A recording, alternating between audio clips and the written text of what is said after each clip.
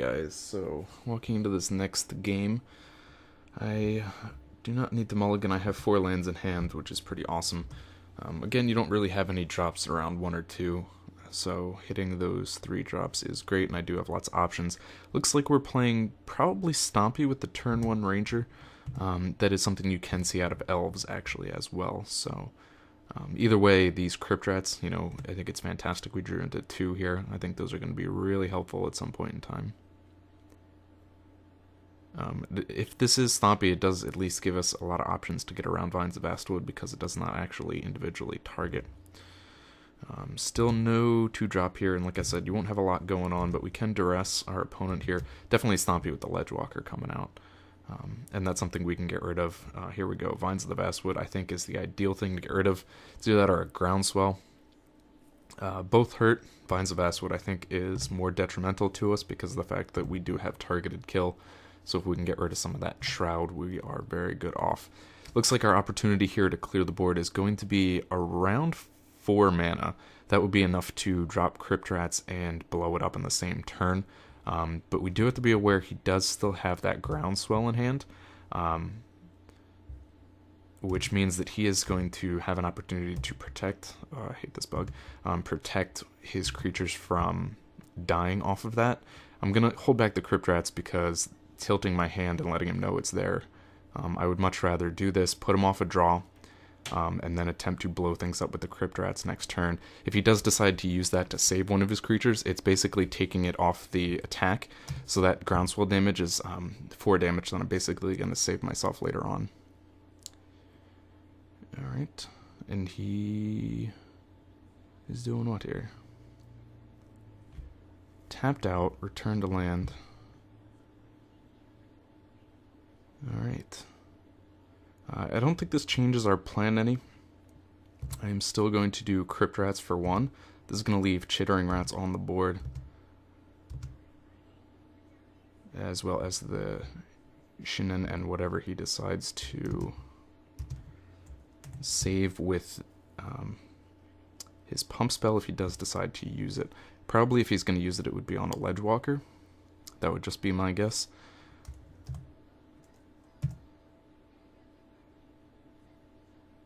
Returned. I know he's still got Groundswell in hand, and now I'm not really sure why he returned the land. But that is, of course, I guess to give him the blocker there. If I were to attack through, odds are good. He untapped it, so that tells me I'm going to at least assume that he would want to block with the Ledgewalker. If he does, the Ledgewalker is going to die to the rats, because it has 1 damage on it from the other rats. No, he takes it, okay. Maybe that was a bad guess in my opinion. He's still only going to be able to swing for 2 now, and it did get that Groundswell out of his hand. And we have an opportunity now. We can use Tendrils to get rid of the Shinin, and I think that's... Alright, let's swing for 2. I could Tendrils. That's only going to gain me 4 life, and it's not at a critical point at this point in the game where I need that life. I think I can get away with 2 cards in hand. I know 1 is a forest. I'm going to hold the Crypt Rats back, but I think I can get away with throwing this Phyrexian Rager in. I'm going to take 1 here and at least 1 to the Ledgewalker on next turn. Maybe the better play would have been to... I could have put the rats in, left 1 mana available if he tried to Rancor, but if he had Rancor, I think he would have played it last turn before attacking. Alright, next question is, we drew Baron Moor off of that. Do we cycle it in attempt to finding a real swamp? I think we do. But I'm going to wait until my opponent's end. Oh, that's kind of silly, I guess. I should have cycled it then in hopes of finding a swamp and playing it that turn, and that wouldn't have set me back a land drop. He is a little bit mana screwed, sitting at only 2, but again, I know he has 1 in his hand that he returned off of the Ranger. So I'm not really sure what he's got going on with that and why he has not played it. There it goes, back into play. Another Ledgewalker comes down. And again, this is not too bad because I do have the Crypt Rats, and I can use that to get rid of those. And if that one card in his hand is Vines of Vastwood, it's going to be useless to him. So I'm going to start off, I'm going to attack through just to see where he is thinking. If he thinks he's in a position where he needs to block, kind of get an idea what he's got going on. Alright, he's going to take the 4, so I think what I want to do now is the Crypt Rats. I could do Spectre and Sign in Blood, but I'm going to be taking 2 damage off the draw, and possibly 2 damage on the 2+ damage off the attack. But he would have to discard whatever's in his hand. Still have Tendrils. You know what? I'm going to do that. I think maybe the Crypt Rats is the safer play at this point in time. But I'm going to be a little bit chancy because the Spectre does give me actually an opportunity to block a Ledgewalker. And it was a forest, so he was bluffing me there. And then we will use Sign in Blood. Again, 10 life is usually a very risky spot to be at, because that's when you start considering being defensive. I usually am more than willing to take damage up into the point of 10 life, and then at 10 I start to get maybe a little more defensive and a little more cautious in what I do. Alright, this is what I expected. He is going to attack with all of these. I am going to be forced to block the Shinin because of its ability. And then I'm guessing he has a pump spell in his hand. I'm taking at least 2 damage here. Best he could do would be 4 off of Vines of Vastwood. Oh, that's terrible for him. Groundswell there is only going to give +2 because of the fact that he didn't play a land that turn. So I would love to use Tendrils here, but I can't kill him with Hexproof. I can wipe both of them off the board with Crypt Rats. But I'm going to go down to 3. You know what? I'm going to do it. Let's live a little dangerously. We're going to do Crypt Rats. We're going to clear those off the board. If he does get a creature next turn, then he is basically still stuck back a turn until he can attack. And I have an opportunity to kill that off with Tendrils because he has 2 Ledgewalkers in the grave, so that increases the odds that whatever creature he does get is going to not have Hexproof. If he doesn't play a creature, I've got Duress, and I can remove whatever pump spell it is in his hand, unless he tries to bluff off a forest. This is, again, I always talk about top deck mode, and this is kind of a place Stompy does not want to be. Yep, he's going to decide to concede out there. So, some interesting choices here. This card is not terrible because of the fact that we can hit those pump spells, and you saw how important it was. We got that Duress in there, and we were able to get rid of the Vines of the Vastwood, which is fairly important. I do feel the need to throw in quite a bit of extra kill, though, and we have a lot of great options with the Edicts and the Verdict. I'm considering maybe removing Duress, leaving Distress. I think I'm at least going to take out the Duress, because it's kind of weak in an aggro deck. Verdict is going to go in first because of the fact that it causes 1 life loss. I'm filling in the remainder there with Edicts. Obviously not going to need the land destruction here. That's going to be useless. The only option would be if we wanted to throw in these 2 Edicts. I don't really know where else room could be made. We could switch out Snuff Outs because of the fact that we're probably not going to want to pay 4 life to do that. Maybe we'll give that a try. We'll see how this goes. I'm going to attempt to take out these in favor of 2 more Edicts. It removes targeted kill, but odds are good that we're not going to want to pay that 4 life because of how fast Stompy can play. Alright, pretty good start here. Options with Rats in hand. We will not mulligan. I'm probably going to cycle more on turn 1. And another more. Okay. So again, this is what you have to kind of be aware of. He can get a really fast start here, especially if he gets Rancor onto Sentinel. He's going to be swinging for 5 on this turn. No. Okay, no Rancor. So he's just going to swing for 2. I guess that's a little bit to my advantage. Unearth plus Crypt Rats is going to be great. But I really wish I had more options for Tendrils. Alright, into Pit Skulk. So at this point in time, I need Crypt Rats to go off for 2 damage. Cycle that. Alright, so we do have an Edict at this point in time.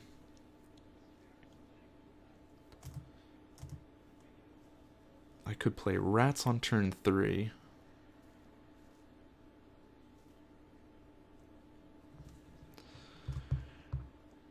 Alright, well, going to Edict. He's obviously going to pick the Skulk to sacrifice. But it does get 1 guy off the board, prevents 2 damage. I could throw down Rats next turn, but Rats is going to not be able to block if I throw it next turn anyways. Oh, double Rancor. That sucks. So I think my turn 3 play should be Spectre. Ah, Scattershot Archer. Well, that ruins that. So if I put down Spectre, he's going to discard the card in his hand, but he is simply going to be using the Scattershot to kill off the Spectre. So my play here is either Crypt Rats or Rager. Crypt Rats would not be able to block. I would be taking at least 6, going to 6. But it would clear the board. Do I want to risk it going down that far? I think Rager is the play I want to make. It gives me a blocker for the Sentinel, which challenges him on whether he wants to attack. It's a little bit of a safer play. Keeps my life a little bit higher. Another Spectre here is not great. But what we can get, he doesn't want to make the trade. So I will be willing to do that, because if he doesn't play another creature, then I can simply Edict off. Okay, he's got a pump for it. That sucks. I guess I could have seen that coming. Mana short here. If I play Edict, he sacrifices the Archer, I'm dead. If I play Spectre, he uses the Archer and I'm dead. If I do Crypt Rats, I'm dead. So I'm pretty much dead either way on the board. Let us just... let's just play Spectre. And we will cycle just because we can. This is, there's no play here, I believe, to save this game. I could have reanimated the... Oh, that's interesting. Spinning Darkness. Okay. Off that cycle. So now that he killed it, actually, he just screwed himself a little bit, because I did not have 3 black cards in my graveyard to activate Spinning Darkness, but because he did that, I can now use Spinning Darkness to kill the Sentinel. Shit. If I do it before draw, it's impossible for him to have Vines, but he can replay the Rancors onto the Archer and win. If I wait until combat, he may have Vines. I think I have to wait till combat anyways.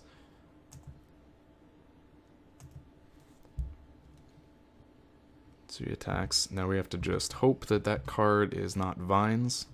And if so, we've kept ourselves in. Excellent.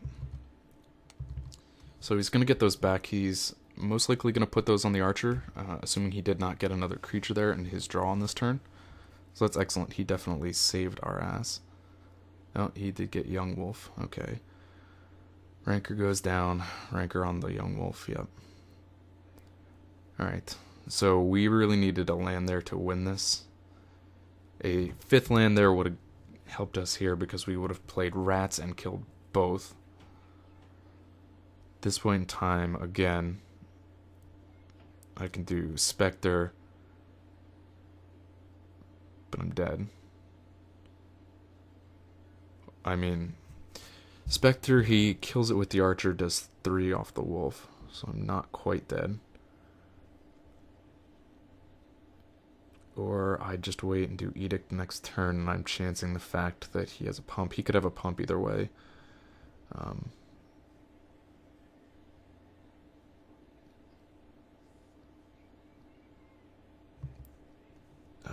Do I want to do it? I think either one stalls till next turn, but I'm still dead unless I get a Tendrils. basically. I think we're going to go with Edict because it gets something permanently off the board. Spectre is just going to cause him to tap the Archer and prevent the damage basically that way. But with the Edict, it's going to at least get something off the board. Probably going to be the Young Wolf that he'll sacrifice so it comes back bigger, and he can replay Ranker. In hopes... Oh, God. Alright, well, nope, that's going to be game. Because he's going to attack. I'm going to Edict. He's going to sacrifice the Archer. And I'm going to eat 5 to the Wolf. So let's just take it. Alright, that top-decked Ranker saved his ass. Alright, let's see what we got. Did the Snuff Out switch help? Not really. I kind of want it back, because it would give me that targeted option.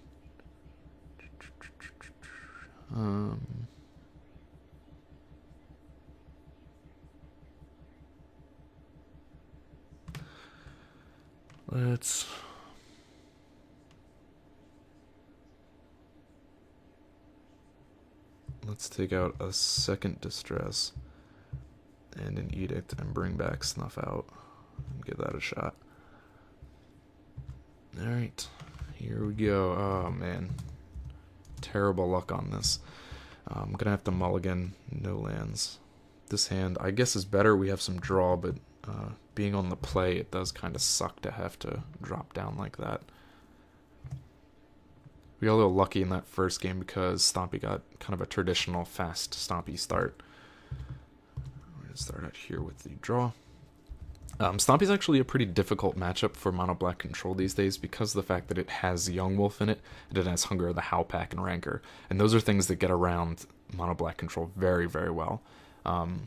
When you have, you know, all of these things that basically benefit from, you know, go ahead, kill my creatures, I don't care. It really puts them at an advantage against a deck like Mono Black Control that runs such a heavy creature kill base. You know, if you kill Young Wolf in any way, it comes back bigger. If you kill a creature attached with Ranker, well, he still gets Ranker back to pump something else. You know, and Hunger of the Howlpack, it allows him to, you know, okay, kill a creature, but now all of a sudden I'm going to be able to put these big counters on it. So he's going to attack for 4. I'm going to attempt to block with the Rager. Odds are that he has a pump spell that he's going to use. He does. Groundswell for +4. So he's going to do 6 damage through on that, and his Sentinel will live. But we do have Tendrils available to us. Let's see what his play is. Wild Mongrel. That can kind of suck. I think what I want to do at this point, I'm going to be a little aggressive, mildly. I'm going to do Rager and then Unearth Rager. So I'm going to take 2 damage on my own draw here. But it gives me 2 blockers on the field and 2 cards in hand. Baronmore, okay. We do now have a Crypt Rats. We're not going to be able to really utilize that until 2 at this point in time. And even then, Wild Mongrel has the ability to get beyond that. So going to attempt to singularly block and kill the Sentinel. And block the Mongrel. It's going to force him to discard to save the Mongrel. And we'll see if he has a pump spell to save the Sentinel. There's the discard for the Mongrel. Does not have a pump spell for the Sentinel. It looks like he's going to get Ranker back. May replay that on the Mongrel if he does not have another creature in his hand. We're at 7, but we do again have Tendrils. We're going to at least gain 5 life off of that. And I think Ranger comes down, Forest comes down. Oof, Ranker on Ranger. Alright, so 5 mana, we can kill off the Mongrel. We're going to take at least 3 to the Ranger. I have no 1 play, so I might as well cycle this now, see what I come up with. Maybe there's another Verdict. Nope. If I had gotten a second Verdict or an Edict off that, I could have used those 2 and cleared his board. I guess at the same time I could have used Rats, but the Rats would have been a little bit ineffective. It would have dropped me to 5, and his Mongrel would have been able to discard whatever was in his hand there in order to keep it alive. So I'm going to pass the turn here. He's got 2 mana open. Odds are that it could be a Vines. Unfortunately, something we have to play around with Tendrils.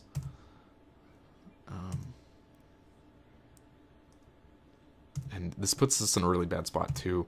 with the Ranger because of the fact that we need him to discard off the Mongrel. If we attempt at this point in time to Tendrils the Mongrel, he's going to be able to discard the 3 cards in his hand and make it 5/5, and then return lands in order to keep it alive even longer. Is he going to start discarding? It's at 5 now. He needs to discard 2 for finishing damage. Gather Courage. Alright, so that's damage on the stack. I have to Tendrils. If I Tendrils the Mongrel, it'll do 5. He only has to discard 1 of the 2 cards in his hand to match that. Both cards to Trumpet. And I would take 1 for... If I use Verdict, he's probably going to sacrifice the Ranger. I'm missing 3. But in response to Verdict, he can pump the Mongrel. I have to do Tendrils, I think.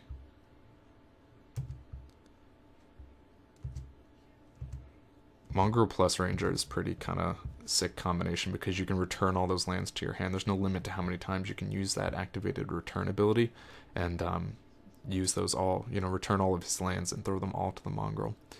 This is going to give him an opportunity to, it's going to prevent, for me, at least 5 damage if he does not have Vines. And it puts him in a bad spot because how much of his land to hand does he want to take the chance and return? So we'll see what comes out of this. I'm going to take at least 3, go down to 4. He needs to discard 2 cards at least to keep the Mongrel alive. And that'll put me at 3. And then if I Rats after that, it'll put me at 1. That'll be terrible. I don't think he has finishing damage. He's going to try it. That's 7. Yeah, 2. If he had returned those 2 forests, he would have had it. Alright, so what I really needed there was another kill spell. Drop the Swamp. If I do... I can't do Rats anymore because Rats will be game over. So I know I have Let's Cycle this, see if we can come into another kill spell more.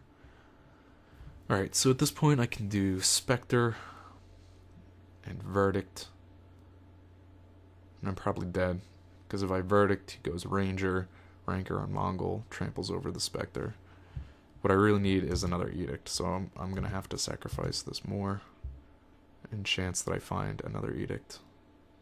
Come on, top deck. Land.